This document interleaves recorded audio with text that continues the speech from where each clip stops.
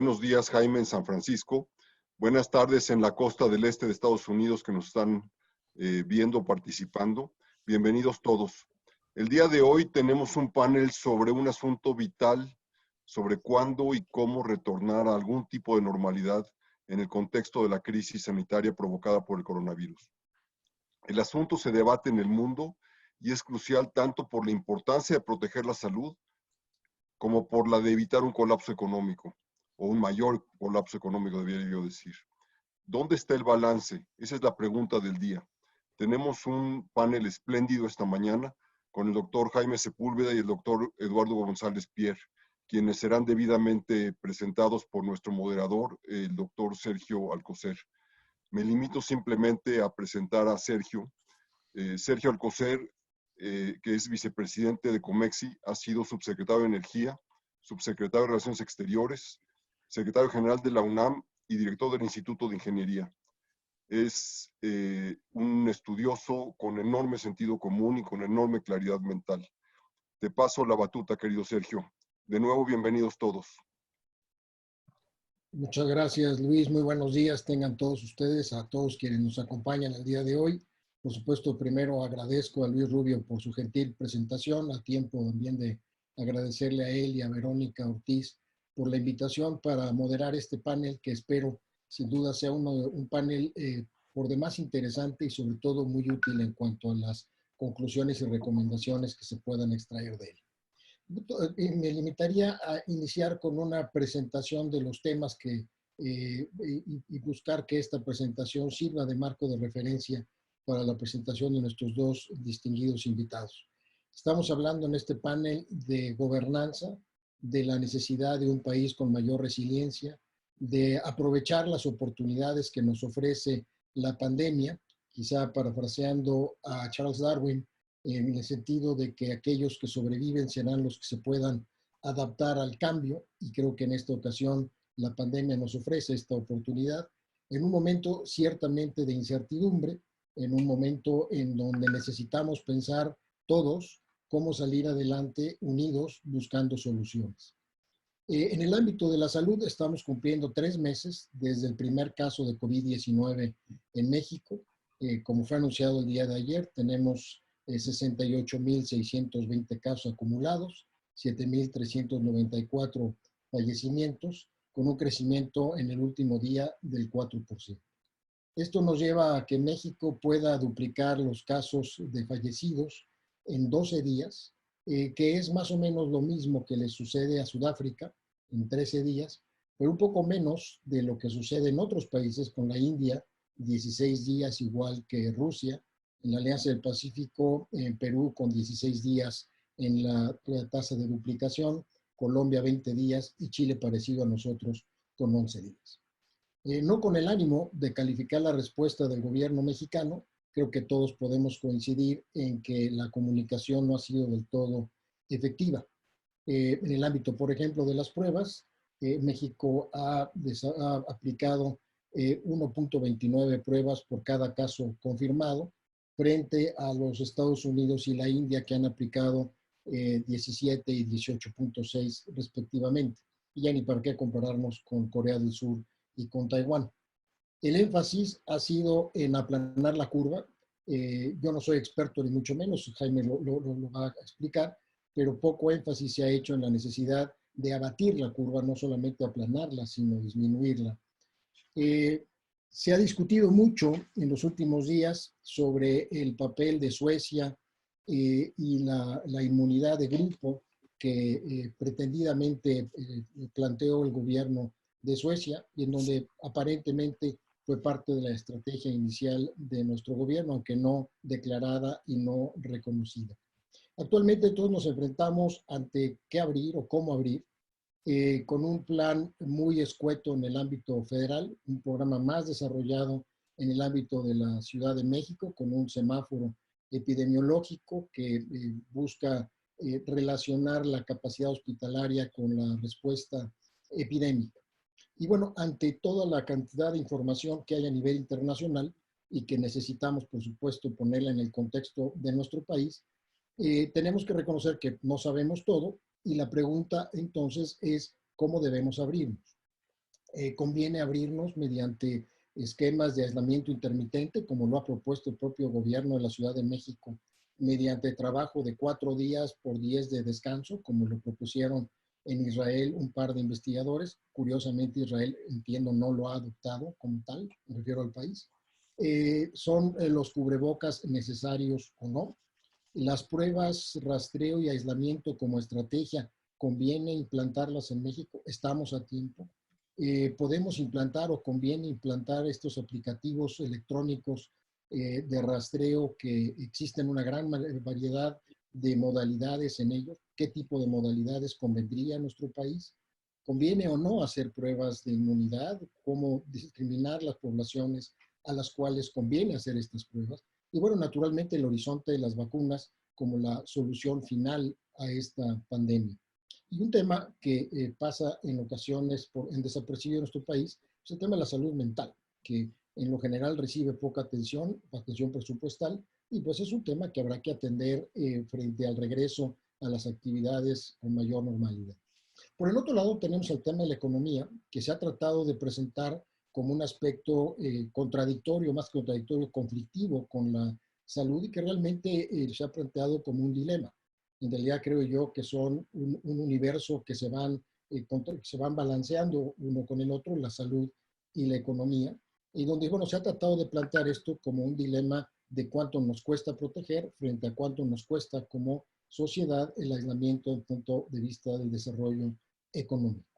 El efecto en el mundo, como sabemos, se ha anunciado que habrá una contracción, decía el doctor Werner en un webinar también de Comexi, que es la contracción más grande que ha sufrido el mundo desde 1960. Y bueno, la pregunta que se hacen muchos es cómo se recuperará el mundo.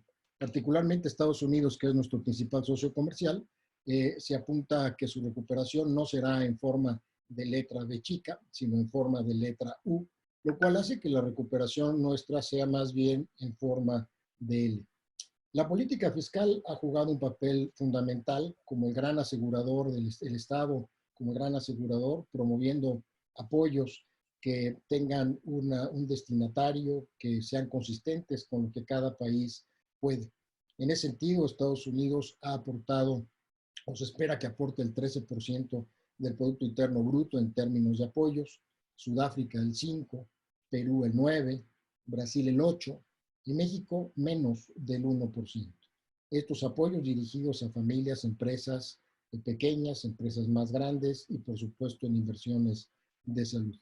Y a esto de los apoyos, pues hay que incorporar la variable de la pobreza, en el cual en nuestro país en esta última semana se ha anunciado que puede tener un efecto en incrementar la pobreza de manera muy sustantiva. Un análisis de la CEPAL, partiendo de la base de un decrecimiento del 6,5% del Producto Interno Bruto, hablaba de un incremento de pobreza y pobreza extrema entre 11 y casi 19 millones de personas. Lo mismo el análisis de Coneval o de BBVA, en donde los rangos son entre 15, incluso 34 millones de personas que podemos esperar que nuestro país se incorporen a este grupo de pobreza y de pobreza extrema. Ante esto, entonces, el dilema es cómo abrir la economía, en qué orden hacerlo, con qué prioridades, cuáles serían las actividades en las cuales debemos iniciar. Un primer paso ya lo dio el gobierno federal, anunciando nuevas actividades esenciales, entre ellas la minería, que en mi opinión nunca debió de haber sido dejado como una actividad esencial, no tenía por qué limitarse. La construcción, que es sensible para nuestro país, porque ahí tienen o trabajan 6.1 millones de personas y es un motor de la economía, dado que echa a andar a 185 de 262 ramas económicas. Entonces, frente a esto, el gran dilema entonces, o la gran pregunta, es cómo logramos compaginar la definición de la epidemia y quizá el fin de esta etapa crítica de la epidemia desde el punto de vista de salud, y por otro lado, cómo la sociedad puede asimilarse para poder regresar a sus actividades. Nos acompañan, como mencionaba el doctor Rubio, el doctor Jaime Sepúlveda, médico de formación, actualmente director ejecutivo del Instituto de Ciencias de Salud Global de la Universidad de California en San Francisco, en donde pues lidera un grupo de 300 docentes dedicados justamente a desarrollar programas que impacten positivamente la salud y reduzcan las desigualdades en este tema a nivel mundial. Formado en su posgrado en la Universidad de Harvard con su maestría y doctorado, trabajó desde muy joven en la Ciudad de México como director general de epidemiología. Fue muy joven, 36 años, subsecretario de salud. Había sido director general del Instituto Nacional de Salud Pública, de manera que es, como pocas personas, uno de los médicos mexicanos más distinguidos y conocedores en el tema de la epidemiología. También nos acompaña el doctor Eduardo González Pierre, economista, actualmente asociado con el Centro de Desarrollo Global en Washington y jefe del equipo de Mejor Salud, del programa Mejor Salud del Fondo de Prosperidad del Reino Unido. Fue subsecretario de Integración y Desarrollo de la Secretaría de Salud entre el 2014 y 2016 y previamente se había desempeñado como director de finanzas del Instituto Mexicano del Seguro Social. Con este bagaje, con este antecedente como economista en el sector salud, muy poca gente conoce también como Eduardo los detalles en términos de las capacidades y el impacto que tiene el sector salud en el ámbito económico. Ha sido asesor del Fondo Monetario Internacional, del Banco Mundial y de la Organización Mundial de la Salud. Es economista por la Universidad de Washington en Lee, el estado de Virginia, en los Estados Unidos, con una maestría y doctorado en economía en la Universidad de Chicago. Entonces, pues es un panel de lujo por nuestros dos invitados. Yo le pasaría la voz a Jaime para que nos aborde el tema, sobre todo desde el ámbito de la salud. Jaime, por tu experiencia, muy bienvenido. Muchos saludos desde San Francisco. Muchas gracias, Sergio, por tu amable presentación. En los próximos 10 minutos intentaré dar un panorama de la epidemiología a nivel mundial, algunas de las respuestas en políticas públicas que se han dado en distintos lugares, una mirada rápida sobre tratamientos y vacunas y finalmente unas recomendaciones sobre la reapertura en México. Voy a permitirme hacer uso de unas diapositivas para apoyar mi presentación.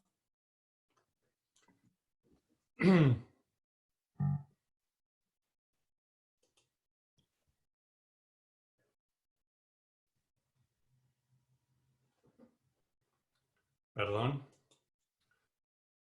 Si ahora ya está proyectándose. Bueno, sobre origen... Doctor, disculpe, está como por la mitad. Creo que usted la puso para que se viera en full screen.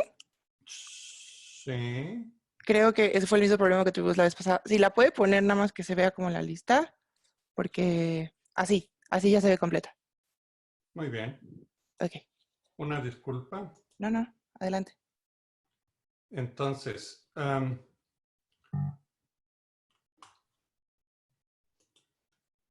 ¿qué es un coronavirus? Es un virus que, como todos los demás, necesitan células vivas para poderse replicar. Hay otros coronavirus llamados alfa coronavirus que son responsables del 30% de las gripes y resfriados comunes. Hay otros coronavirus. En el 2002 surgió el SARS. Causa este virus una alta mortalidad, pero por fortuna ya está extinto. El origen es de murciélagos, que pasa virus de murciélagos, otros mamíferos felinos, y de ahí a transmisión en humanos.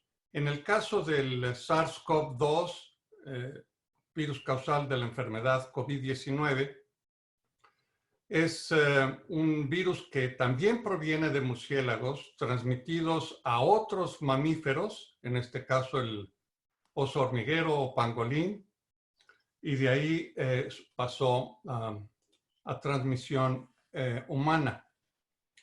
La transmisión es muy parecida a la influenza por gotas o aerosoles o por manos contaminadas o por superficies contaminadas.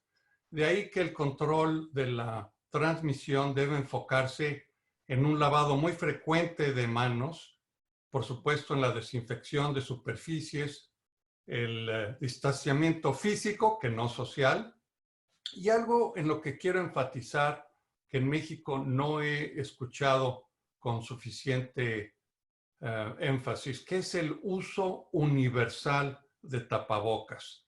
Estos tapabocas han demostrado ser probablemente uno de los medios más efectivos no farmacéuticos para romper cadenas de transmisión.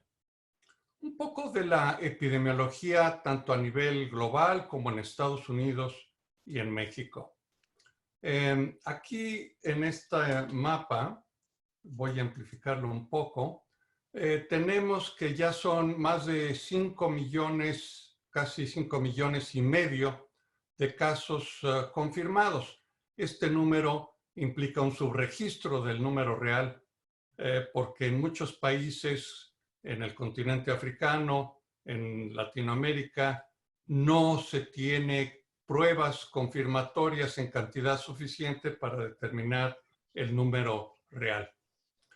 Casi una tercera parte de los casos se han dado en Estados Unidos, que es hoy por hoy el principal epicentro. Después de su origen en China, pasó a Europa, que se volvió entonces el segundo epicentro, ahora en Estados Unidos el mayor número de casos, y Brasil se ha convertido, junto con Rusia, en los nuevos focos de diseminación de este virus. En número de fallecimientos se acerca ya a 350,000, y como podemos ver en este cuadro inferior, la curva, lejos de aplanarse, se ha convertido en una meseta. En Estados Unidos, los focos principales de transmisión han ocurrido en la costa este, en el estado de Nueva York y Nueva Jersey principalmente, pero también en Nueva Inglaterra. Los nuevos focos son alrededor de Chicago y Detroit, en Florida y en la zona metropolitana de Los Ángeles en la costa este. Llama la atención que los estados en la Unión Americana en donde los casos siguen en aumento son estados con gobiernos republicanos. De alguna manera hay una posición política por parte de la derecha, por parte de los republicanos, a mantener abierta la economía a una costa de una mayor transmisión. Nos decía Sergio Alcocer el número acumulado en México. Esto de nuevo representa una subestimación del número real de infectados en nuestro país. Los estados en donde se tiene una mayor proporción y una mayor tasa de incidencia, Baja California en primer lugar junto con Tabasco, el Estado de México y la Ciudad de México. Si comparamos el número total de fallecimientos en México con otros países latinoamericanos, a excepción hecha de Brasil, vemos que la curva sigue en un ascenso muy rápido. El tiempo de duplicación real de muertes probablemente esté por ahí de los 7, 8 días.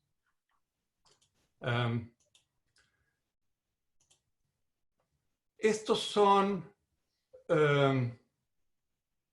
Este gráfico representa las curvas para distintos países. Estados Unidos, siendo el país con mayor número de casos en el continente americano, seguido de Brasil, y ya México ha superado a Canadá y la pendiente de la curva no se está aplanando. Voy a hablar ahora un momento sobre pruebas diagnósticas. Esto creo que ha creado mucha confusión. Hay distintos tipos de pruebas que se han aprobado ya por los organismos regulatorios. Hay pruebas moleculares y pruebas serológicas. Las pruebas moleculares son para el diagnóstico individual, a diferencia de las serológicas que son para un diagnóstico poblacional. Dentro de las pruebas moleculares hay de dos tipos. La más común y conocida es la llamada PCR, que identifica el genoma del virus, el RNA del virus.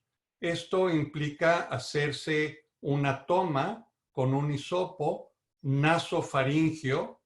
Esto implica que haya una persona capacitada y con el equipo de protección individual. Y esto tarda algunos días en tener una respuesta porque el PCR es un proceso complicado. Hay una nueva prueba que no es sobre el total del genoma RNA del virus, sino que es solamente un antígeno. Esta está aprobada ya para su comercialización, pero no ampliamente disponible. Entonces, de nuevo, la diferencia es que las pruebas moleculares son para diagnóstico individual y también para rastreo de contactos, mientras que las pruebas serológicas miden anticuerpos. Los anticuerpos aparecen alrededor de 3 semanas después de la infección y sirven principalmente para saber la prevalencia a nivel poblacional. ¿Qué proporción de la población ya se ha infectado y por lo tanto pudiera estar inmune y regresar a trabajar? Aludía Sergio a el número de pruebas totales. Vean ustedes en este gráfico, comparando solamente algunos países, Estados Unidos, Reino Unido, Canadá, Perú y México. Si comparamos el número de pruebas que se realizan diariamente entre estos países, vamos a ver que México es el país en el continente americano con el menor número de pruebas diarias, 1000 veces menos que en Estados Unidos. Y no encuentro una explicación lógica. Si aquí lo hacemos ya por per cápita, de nuevo, los países europeos son los que mayor número de pruebas per cápita han hecho, pero en el continente latinoamericano, México también califica con menos pruebas por 1000 habitantes que otros países hermanos. En cuanto a políticas, vemos que en este mapa se presentan algunos países africanos que de plano no tienen política, otros en amarillo que tienen una política restringida de pruebas, solamente a personas que acuden a centros de salud con síntomas. En este color verde vemos otros países que permiten hacer pruebas a cualquier persona que tenga síntomas. Y en azul vemos que hay países que hacen pruebas indiscriminadamente, incluyendo asintomáticos. México tendría que pasar de esta situación a por lo menos hacer pruebas a todas las personas con síntomas o incluso un esquema más universal. Para terminar, voy a tratar rápidamente un análisis comparativo de políticas exitosas en distintas partes del mundo, qué ha funcionado y qué no, cuál es la perspectiva sobre tratamientos y vacunas y, en fin, algunas recomendaciones para México. Estas son gráficas de dos ciudades, dos provincias contiguas en Italia, en la región de Lombardía. En una de estas provincias, Lodi, empezó con confinamiento, quédate en casa, tempranamente en la epidemia, mientras que su vecino Bérgamo empezó a quedarse en casa hasta 10 días después. Y noten ustedes las consecuencias en uno y otro lugar de haber retrasado la intervención. Yo vivo en San Francisco, ciudad en donde muy tempranamente se tomaron medidas, incluso antes de la primera muerte, el primer fallecimiento, unos 15 días antes, ya se había impuesto la política de quédate en casa. Yo llevo confinado en mi casa desde el día 11 de marzo sin salir, y vean ustedes cómo esta ciudad ha tenido éxito en lo que se ha dado en llamar aplanar la curva. Nunca se va a acabar de aplanar la curva porque siempre va a haber brotes sucesivos que van a hacer que más bien se haga una meseta, pero el número de casos está bastante controlado. Si comparamos San Francisco con Los Ángeles, de nuevo, Los Ángeles tuvo una primera muerte por COVID y fue hasta que 15 días después que impuso el quédate en casa, a diferencia de San Francisco, que lo impuso 10 días antes del primer fallecimiento. Y vean ustedes las consecuencias en cuanto al número de casos. Un último ejemplo es el de países escandinavos. Los países escandinavos son los que mayor número de pruebas por habitante han realizado, incluso más que en Asia. El país con mayor número de pruebas, más de 10% de la población total, es Islandia. Contrasta mucho la situación entre Noruega y Suecia. Estos dos países escandinavos han tenido políticas diametralmente diferentes. Mientras que en Noruega se han hecho gran cantidad de pruebas, en Suecia decidieron prácticamente no hacer pruebas y una política mucho más liberal en cuanto a confinamiento, permitiendo continuar con trabajo, con escuelas. Las consecuencias han sido muy notables. Si comparamos el número de fallecimientos en Noruega y en Suecia, vamos a ver que la tasa de mortalidad per cápita es casi 9 veces mayor en Suecia que en Noruega, razón por la cual ya han decidido cambiar sus políticas.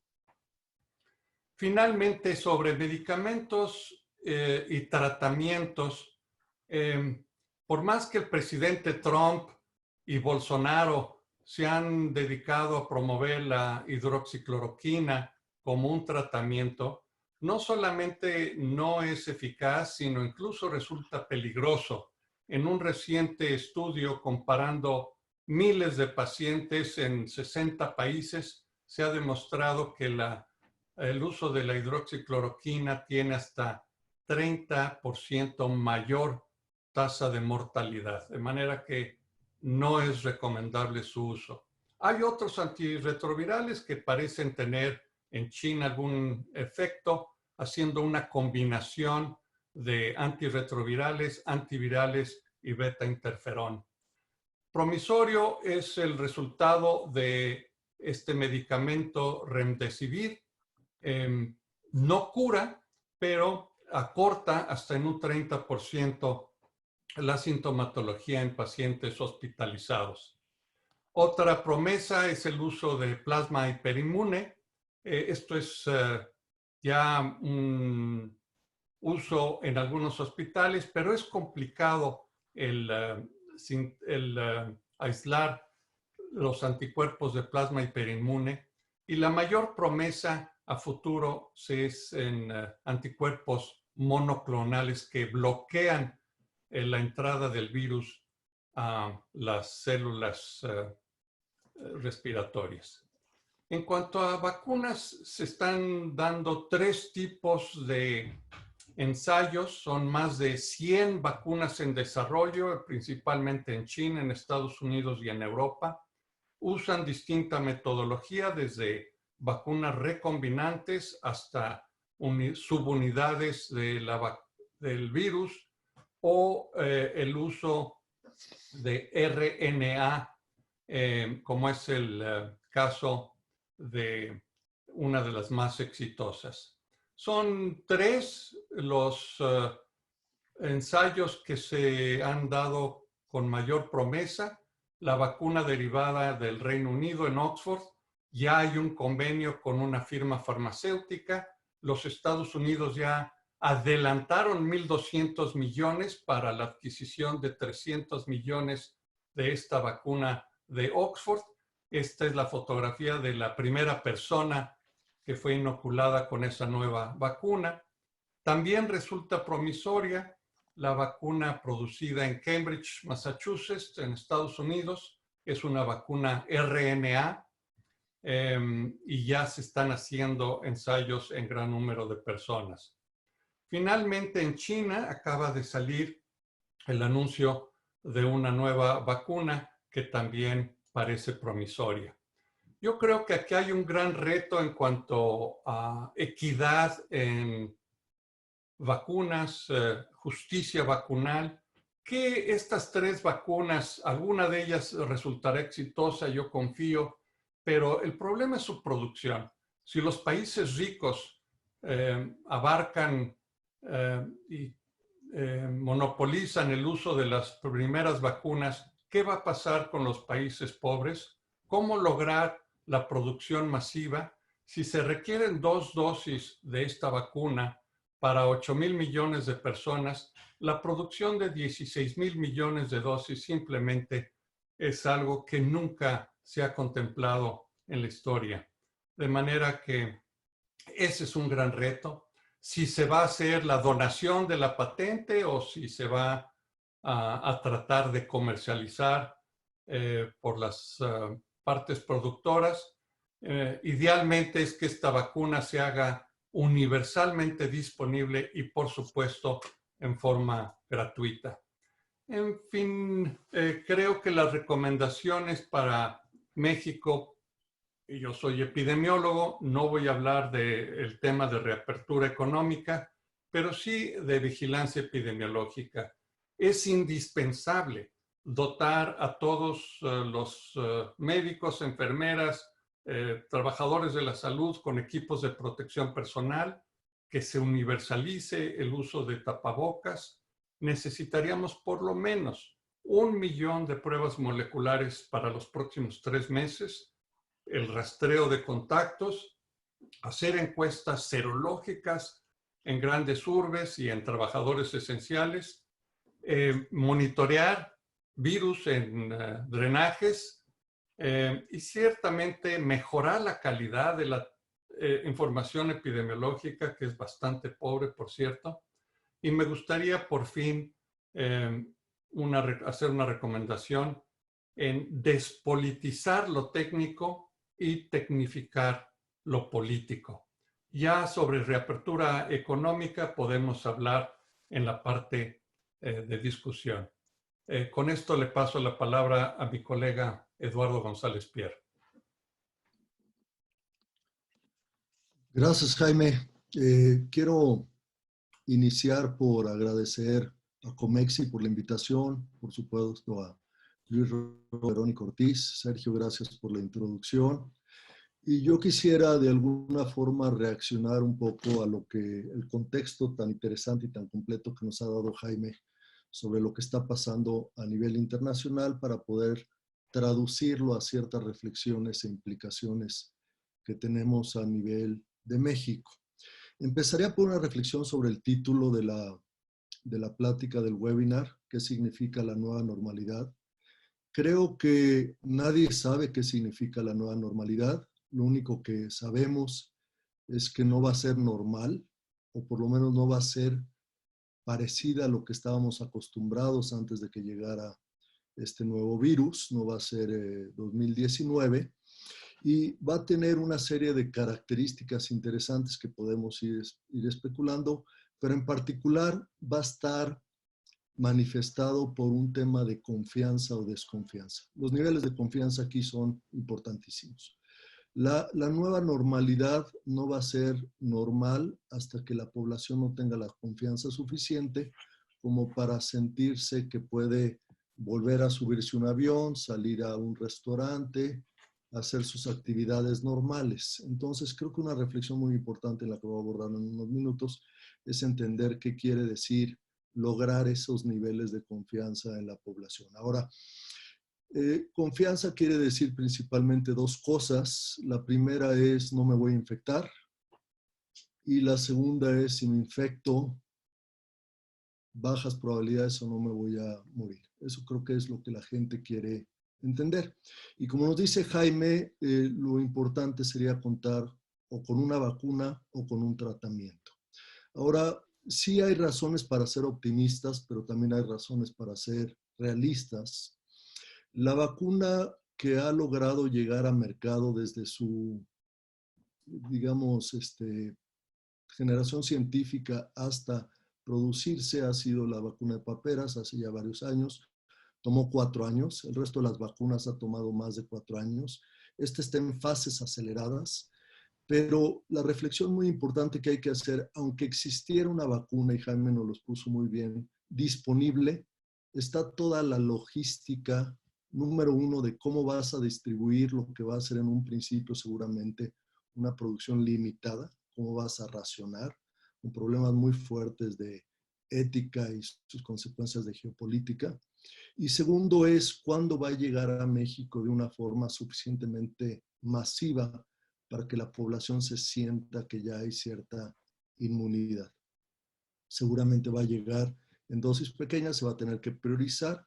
Por supuesto, la población que primero va a recibir la vacuna son el personal de salud. Segundo, podría ser la población en riesgo, pero tardarán quizás varios años en que México sea un país que tenga comercialmente disponible y como se hace con tantas otras vacunas, la disponibilidad para toda la población. Dicho lo anterior, esta nueva normalidad puede tardar meses, años, varios años, y lo que valdría la pena es especular qué podría estar pasando en esta transición. Yo quiero retomar 3 puntos también que mencionó Jaime, de cuáles son las condiciones generalmente aceptadas para reabrir. Yo creo que hay consenso en qué quiere decir estar o no estar seguros de que hay una apertura responsable, sana. La primera que creo que es muy importante es que tenemos que ver tendencias. Es muy riesgoso abrir cuando no está claramente bajando el número de casos. Aquí casos quiere decir nuevos infectados o defunciones, casos diarios. En muchos países es claramente como la curva no solamente se ha aplanado, sino los nuevos casos van bajando. Algunos ya no hay nuevos casos, eso es un escenario muy claro. En algunos otros casos se ha llegado a una meseta, entonces no está claro. Pero lo primero es que los casos nuevos de infecciones o casos de mortalidad tienen que estar bajando. Segundo, tiene que haber suficiente capacidad hospitalaria, es decir, que tengas por lo menos cierta confianza de que el sistema no está saturado y en caso de rebrotes puedes regresar a tratar a la gente en los hospitales y la gente no va a estar en las salas de urgencias sin poderse atender. Y el tercero es un suficiente suministro de equipo de protección personal, principalmente en hospitales, también en población general y sobre todo de pruebas. Entonces la pregunta es, ¿estamos o no estamos con esas condiciones básicas para abrir? Yo creo que la respuesta es no, por lo menos no en muchas de las principales áreas o focos de contagio que hemos visto en México, y sin embargo ya tenemos un plan de reapertura, reactivación en México. ¿Por qué tenemos un plan de reapertura? Pues porque también tenemos presiones importantes para reabrir. ¿Cuáles son esas presiones? Yo mencionaría 3. Una presión muy obvia es la presión económica, la tasa de desempleo. Simplemente mucha gente no se puede dar el lujo de quedarse en su casa, vive al día y tiene que regresar a una actividad más o menos restringida, pero tiene que estar otra vez generando ingreso. Después tienes una serie de presiones, yo diría, y lo voy a comentar en unos minutos, del sector empresarial. Hay gente que necesita abrir sus comercios, sus empresas, sus industrias. Están haciendo todo un programa de certificación de acciones responsables, de cumplimientos, de medidas anti-COVID y decir, bueno, yo quiero abrir porque mi planta ya está en los mejores estándares internacionales, no es una planta riesgosa. Y el tercero, que creo que es una presión muy importante, es la presión de Estados Unidos, que quizás va un poco más adelantada en la curva de contagios, de que se tiene que abrir y sobre todo integrar las cadenas de suministro alrededor de TEMEC. Bueno o no bueno, simplemente estamos en una situación epidemiológica no clara, por lo menos no con tendencias claras, y va a haber un plan de reactivación. De hecho, ya empezó desde el pasado lunes 18 de mayo en etapas. ¿Y cómo es esta reactivación? Primero, creo que aquí, como en cualquier parte del mundo, es gradual, es en etapas, es por fechas, es algo que no sabemos si vamos a estar navegando. Creo que la diferencia entre cómo están navegando las reactivaciones en otras partes del mundo y lo vamos a navegar en México es que México va a tener menos instrumentos para navegarla, es decir, pruebas, y va a tener más presiones, sobre todo las presiones de reapertura de las cadenas de suministros asociadas al TEMEC. Como ya se mencionó, Sergio lo dijo, es una apertura basada en un semáforo epidemiológico, tiene 4 colores y principalmente son 2 variables. Una variable es tendencias, no queda claro si es tendencias en casos o tendencias en muertes. Y la otra variable es capacidad hospitalaria. No queda claro si es camas o camas de unidades de cuidados intensivos. En esta epidemia en particular, donde no hay tratamiento, lo importante no es tener camas generales, lo importante es tener una capacidad resolutiva a nivel de alta especialidad, que suele ser no tener camas o ventiladores, suele tener que ver mucho más con personal altamente capacitado, enfermeras especializadas, intensivistas, anestesiólogos, que puedan utilizar y sacar adelante a un paciente grave que por lo regular necesita un ventilador invasivo. La Ciudad de México definió este plan. También sabemos que la reactivación va a ser local y estratificada. Sergio ya mencionó cuáles son estas actividades esenciales que se van definiendo. Sabemos que hay áreas naturales, demográficas, corredores turísticos, áreas de transporte industrial. Todo eso se va a estratificar con distintos niveles y puntos de apertura, con sus distintos semáforos. Va a ser una apertura con pocos instrumentos, como lo dije. Sí va a haber pruebas, pero no va a haber el nivel de pruebas que se está observando en los países de la OCDE o en Estados Unidos. Va a haber pruebas no al nivel que se esperaba, pero con algún tipo de indicadores. Y como dice también Jaime, va a ser una apertura de tanteo, un dimmer económico, donde se abre, suben los casos, se cierra, hay presiones, se vuelve a abrir. Entonces, digamos que esto va a ser un ejercicio pendular donde vamos a estar tanteando si estamos o no estamos en una zona suficientemente gris como para abrir, no abrir, abrir, no abrir, y eso puede tomar meses y esperamos que no sean años. Yo creo que la reapertura también va a estar categorizada por un gran nivel de tensiones, por lo menos en 3 ámbitos. Tensiones internacionales, sobre todo asociados a comercios, como los tratados comerciales, como lo mencionaba. Tensiones por órdenes de gobierno, ya lo vimos. Hay 9 estados que antes de la pandemia decidieron no participar en las reformas y la centralización asociada a la reforma de la Ley General de Salud que instituye el INSABI. Son 9 estados de la frontera con una participación muy importante económica y sobre todo en el tratado comercial. Y tenemos otro grupo de holdouts de estados desalineados, la Alianza del Norte, que también ha decidido hacer las cosas por separado. Y a esto le sumamos también una tensión federalista en los municipios. Los municipios son responsables desde el punto de vista constitucional de una serie de funciones muy importantes de contención de la pandemia. Son responsables del manejo sanitario de los mercados, del manejo sanitario de los parques, de muchas otras cosas. Entonces vamos a ver tensiones en órdenes de gobierno, federación, estados y municipios. Y tensiones también entre el sector público y el sector privado. Ya hemos visto que esto ha sucedido no nada más en los temas de la pandemia, entre las cúpulas empresariales y las políticas y directrices del Ejecutivo Federal. Ahora quiero cerrar con este tema otra vez de la confianza. Yo creo que una cita muy oportuna fue la semana pasada, donde el titular de la Reserva Federal de Estados Unidos, en una entrevista de CBS, 60 minutos, le preguntan sobre cómo va a ser la recuperación y Jerome Powell dice, para lograr una recuperación total, vamos a tener que contar con la confianza total de la población. Y contar con la confianza total de la población en México, por lo menos querría decir cambiar 3 cosas. Número 1, tenemos que tener confianzas en el diagnóstico, en las cifras. No hay confianza en las cifras y tendríamos que tener todos confianza de que sí, lo que nos están diciendo es lo que está pasando.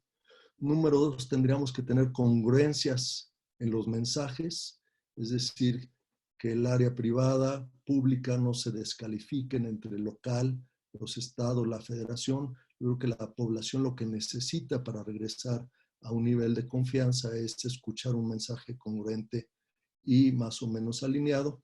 Y tercero, tener confianza en nuestro sistema de salud. Yo creo que todos queremos saber que en el caso de una eventualidad hay un sistema de salud que nos va a proteger y vamos a tener una buena posibilidad de salir adelante. Desafortunadamente no es el caso, el sistema de salud está en una de sus peores condiciones, llega debilitado, llega con los dedos en la puerta en un cambio de la Ley General de Salud, con el INSABI, y yo no he visto las reservas presupuestales suficientes en la asignación presupuestal como para acomodar estas millones de pruebas que se necesitarían hacer, conforme nos platicó Jaime. Cierro con una reflexión que se me hace muy oportuna. 2009, recuerden que en 2008-2009 tuvimos una situación parecida, quizás no tan grave, una crisis económica y una crisis epidemiológica del H1N1. En aquel caso México era el epicentro, pero la cita viene de Ralph Emanuel, que era entonces jefe de gabinete del presidente Obama. Sobre esto básicamente dice, nunca hay que desperdiciar una buena crisis. En México no tenemos una buena crisis, tenemos varias buenas crisis, por lo menos una económica, una de salud, hay otras de seguridad. Yo creo que la reflexión va a ser, ¿qué vamos a hacer con todo esto para hacer justicia y entender de todo lo que va a pasar, cómo desencadenamos esto en algo positivo, en algo constructivo, en las reformas necesarias para que cuando venga otra epidemia, porque todo el mundo está seguro que va a haber más epidemias, no la última, estemos en mejores condiciones para responder. Aquí termino y paso, te regreso la palabra, Sergio. Muchas gracias por la invitación de nuevo. Muchas gracias, Eduardo. Muchas gracias, Jaime. De acuerdo con nuestro programa, estamos en la transición en donde debíamos de haber discutido algunas cosas entre nosotros 3 y recurrir a resolver algunas preguntas. Yo les propondría lo siguiente, que pudiésemos conocer algunas preguntas y en la parte de la respuesta quizás hacer alguna conversación entre los 3 tratando no solamente responder a la pregunta, sino ampliar la respuesta desde diferentes puntos de vista. Hay un par de preguntas interesantes. Antonio Prida pregunta qué importancia tiene la genética personal en la respuesta al coronavirus. Jaime, esa es una pregunta naturalmente médica.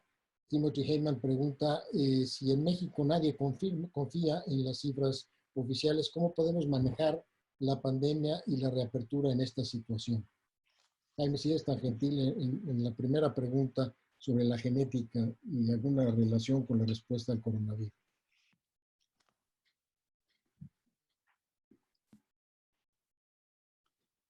Estás en mute, Jaime. Desde luego no existe una predisposición genética. Todos los humanos somos igualmente susceptibles.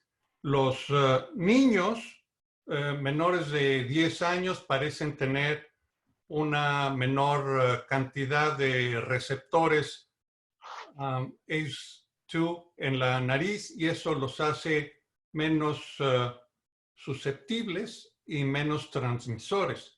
Pero eso no es una susceptibilidad genética particular, es una condición estrictamente de su etapa de desarrollo.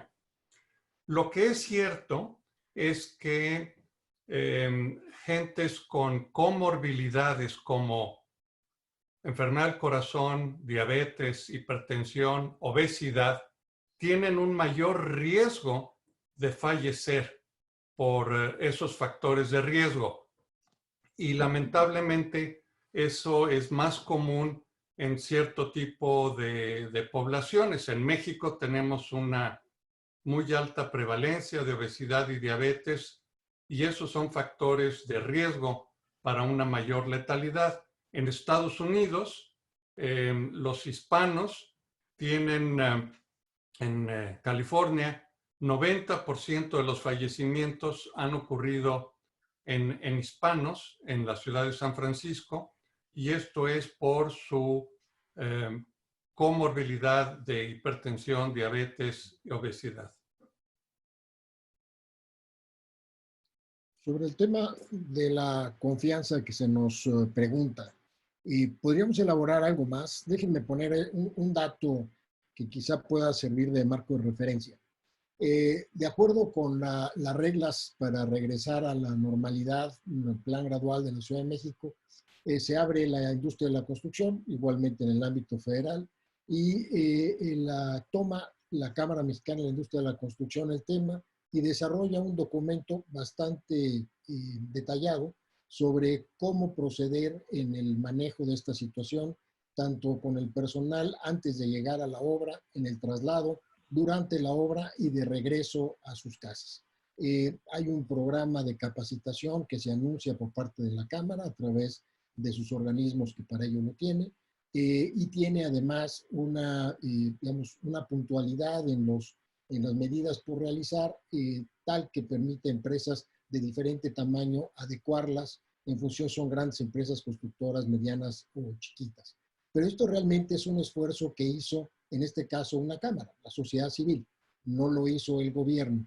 ¿Valdrá la pena este tipo de esfuerzos entonces replicarlos en otros sectores de la economía, nosotros mismos como sociedad civil, y más que esperar que sea el gobierno quien nos dé estos lineamientos, que anuncia o parece que no lo va a hacer, que sea un poco siguiendo el ejemplo en otro sentido de Suecia, de dejar a la sociedad que tome el control de la enfermedad, nosotros también tomar el control de la solución y nosotros generar la confianza en medidas que la propia sociedad vaya desarrollando y no necesariamente esperar a que sea el gobierno que lo desarrolle. Lo pongo como un punto para comentar.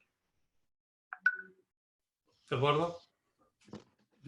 Yo, a la pregunta de Timothy sobre los niveles de confianza, yo creo que efectivamente vamos a generar una serie de lineamientos. El IMSS sacó un lineamiento, yo creo que muy útil, sobre cómo reactivar, un poquito más genérico, pero obviamente para trabajadores asalariados. Y después están los lineamientos específicos por industria y sobre todo los que van primero, estas industrias esenciales. Pero yo creo que uno de los temas que está en el corazón de la confianza o la desconfianza que se puede tener a futuro como personas es este sentido de vulnerabilidad. Y creo que ese viene dentro del paquete que podemos llamar lo que sabemos que sabemos, lo que sabemos que no sabemos y lo que no sabemos que no sabemos. En este segundo paquete, lo que sabemos que no sabemos, está el tema de inmunidad. Aquí Jaime nos puede platicar un poco más, pero lo que no sabemos es si infectarse genera inmunidad de largo plazo. Por supuesto, esto debe estar asociado a la vacuna. Entonces, es demasiado temprano y lo que es la solución final para que todos nos estemos tranquilos es pensar que esto va a acabar siendo algo parecido a lo que pasó quizás en proporciones guardadas 1918 con la influenza española, donde eventualmente todo esto se integra y pasa a un sistema tradicional de las influencias estacionales. Entonces, creo que hay mucho de lo que sabemos que no sabemos, que nos tiene a todos inquietos, no nada más en México. Y entonces va a ser una combinación de la parte epidemiológica, científica, combinada con lo que se necesita, que es el manejo político y el liderazgo de los mensajes de confianza. Y eso, por supuesto, aterrizado entre lo científico y entre el buen liderazgo político en el manejo de la pandemia.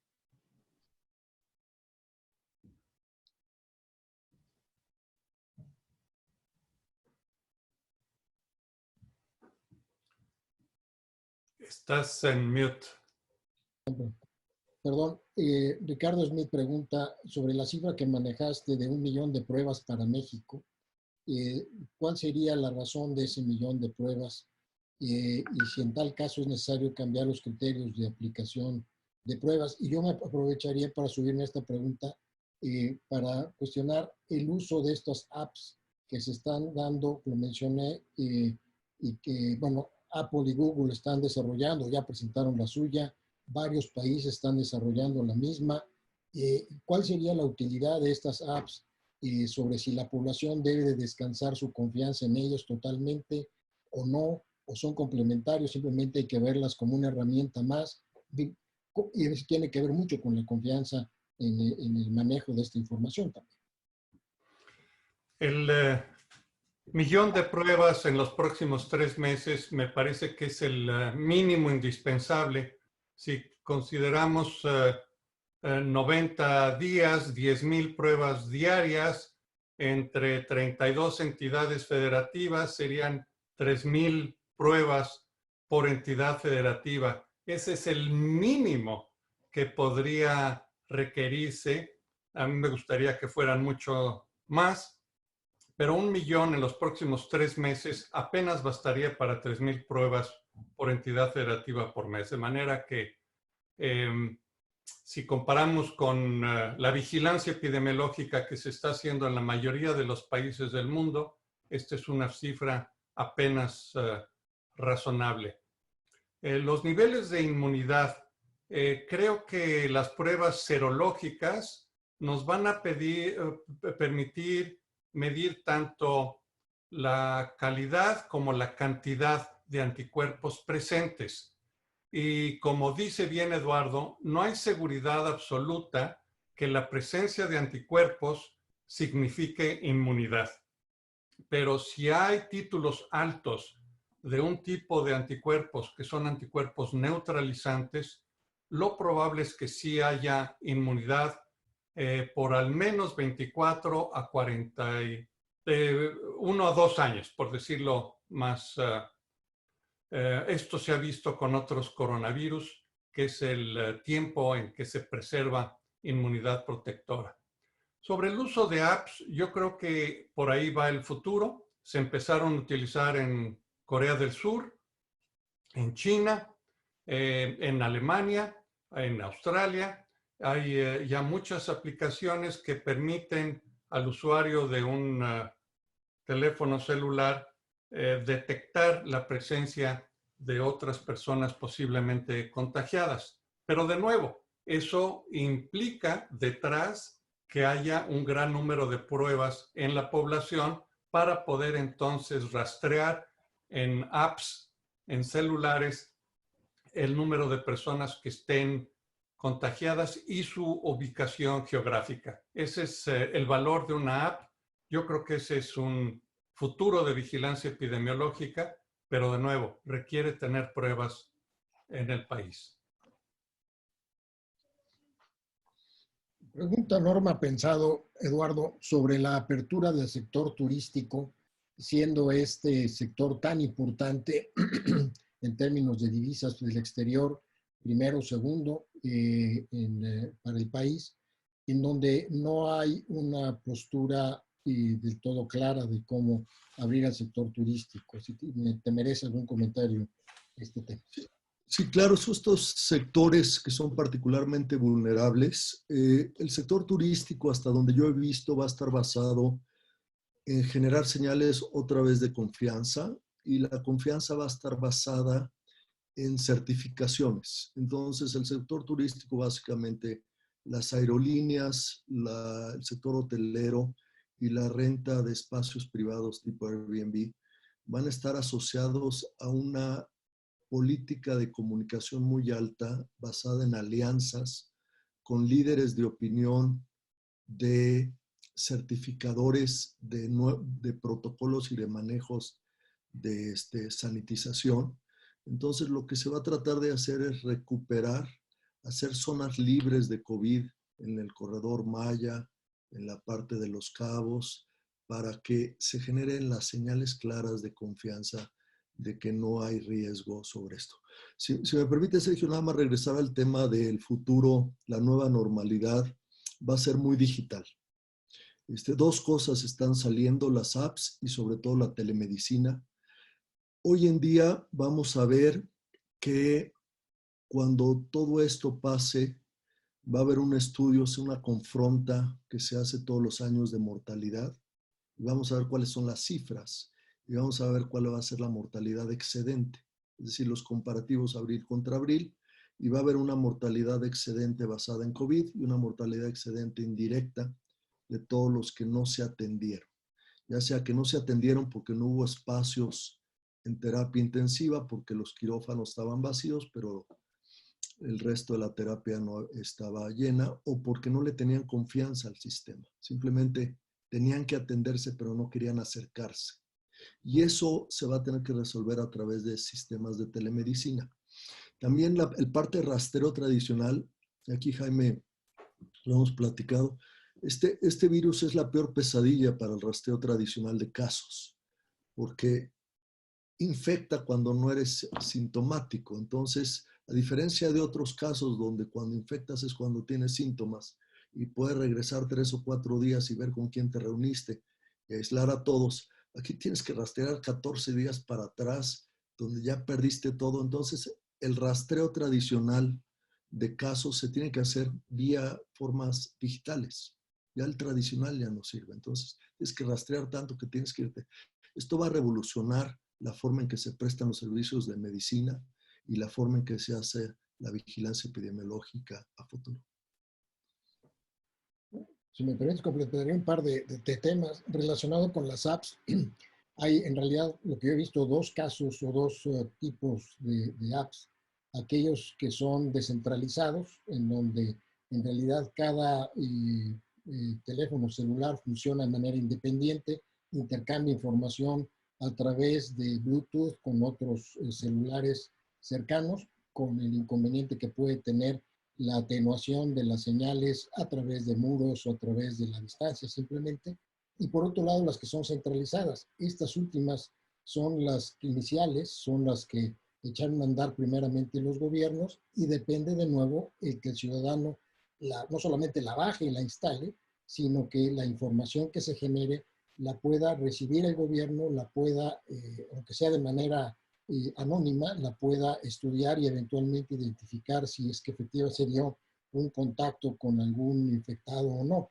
Y esto de nuevo nos lleva al tema de la confianza que mencionaba Eduardo, en donde en un país donde no le tenemos necesariamente confianza con los datos, tal vez no le tengamos suficiente confianza para que esta información la maneje el gobierno, incluso en nuestro propio beneficio. Entonces, ahí hay un tema cultural que habría que resolver. Y en el tema digital que mencionas, sin duda que anuncia o acelera la tendencia que veíamos a nivel mundial, en donde pues es un mundo en donde vamos a depender más de la electrificación. Y llama la atención en un país como el nuestro, en donde parece ser que la electrificación es lo menos interesante o menos importante en las estrategias del gobierno, cuando menos no para generar un margen de reserva suficiente para poder responder ante unas demandas de energía eléctrica como las que podemos ver en un futuro o estamos viendo. Afortunadamente nos tocó la epidemia en un momento en donde la demanda es verano, que es la más alta, no ha sido tal. Si continuase la epidemia con picos importantes en verano, en donde hay una demanda del sistema eléctrico, podemos tener apagones. Entonces, pues se nos cae buena parte de lo que esta nueva normalidad nos está apuntando. Déjenme ver si hay alguna otra pregunta. Pregunta Rafael Fernández Magregor sobre el número limitado de vacunas cuando existan. ¿Cómo considerar que se evite en el acceso, se politice el uso o el acceso propiamente a estas vacunas? Sí, ese es el principal cuello de botella. No es tanto el descubrimiento de mecanismos seguros y efectivos de inmunización. Creo que eso se va a lograr en los próximos 12 meses. Lo que es más difícil es la producción en escala masiva. y si aspiramos a que toda la población mundial se vacune, necesitaríamos tener jeringas, viales y todas las demás insumos, distribución, cadenas de frío, personal médico para su aplicación, de tal manera que estamos hablando de un problema que no es nada más la producción de vacuna, sino su distribución y aplicación a gran escala. Sobre las apps, decías sobre las apps centralizadas, Australia tiene una app centralizada, bajó la población 2 millones en las primeras 24 horas. Ahí lo que tendremos, Sergio, yo creo, es que hacer un sacrificio sobre privacidad, porque evidentemente estas apps van a dar la localización georreferenciada como instrumento necesario para el control. Y yo creo que en Asia la cultura asiática es más proclive a ceder privacidad, mientras que la cultura occidental tendremos que acostumbrarnos a esa nueva normalidad. Una pregunta, Jaime, hablando del tema de las vacunas. Si pensamos que estaremos, como se anuncia en el semáforo epidemiológico de la Ciudad de México, hacia septiembre en el color verde, vamos a suponer que esto se cumpliese, ¿qué acciones hacia el futuro tenemos que tomar en el sector salud? Me refiero a vacunas de influenza. Tú habías mencionado en una conversación previa que tuvimos sobre la conveniencia de que no se nos encimaran de nuevo la influenza estacional con un rebrote del COVID. Eso me parece que sería interesante que lo tocaras. Y un tema que, por supuesto, estamos abordando en lo posible, pero pues, el 15 de mayo en México inició la época de huracanes. Pues si se comportan los huracanes como ha sido en el pasado, pues vamos a tener una serie de ciclones, huracanes importantes en el Pacífico, en el Golfo, con sus posibles inundaciones, con las afectaciones a las poblaciones ya de por sí vulnerables o afectadas por esta epidemia. Y esto es algo que se puede preservar justamente entre agosto y septiembre, es donde mayor cantidad de huracanes hay. ¿Cómo poder manejar o qué tipo de medidas tomar desde ahora ante estos dos posibles fenómenos que se pueden presentar? La influenza y el coronavirus, ambos tienen un comportamiento estacional. Es un hecho que vamos a tener una segunda ola de coronavirus en todo el mundo. Esto sucedió en la influenza de 1918. La segunda ola en el otoño fue aún más severa que la inicial.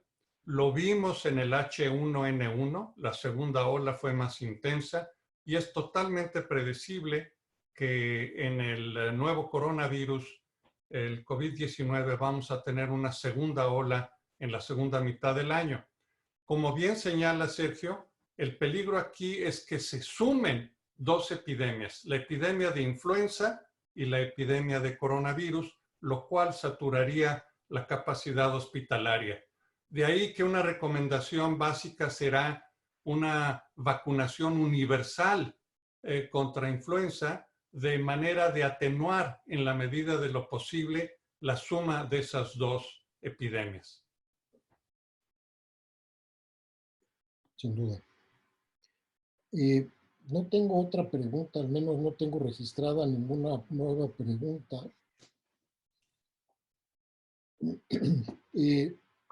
No sé si tengan alguna recomendación final, alguna conclusión que quisieran hacer a quienes nos acompañan. Todavía nos acompañan un poco más de 100 personas. Eduardo, si te parece, empezamos contigo.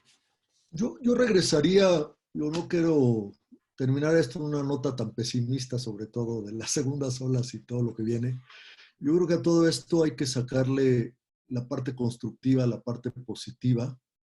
No hay mal que por bien no venga. Yo creo que hay que de alguna forma entender estas oportunidades únicas donde vemos un sistema estresado, no nada más en salud, sino en muchos otros lados. Y tiene que tener consecuencias de reflexión y de mejoras. Una de ellas es el sistema de salud.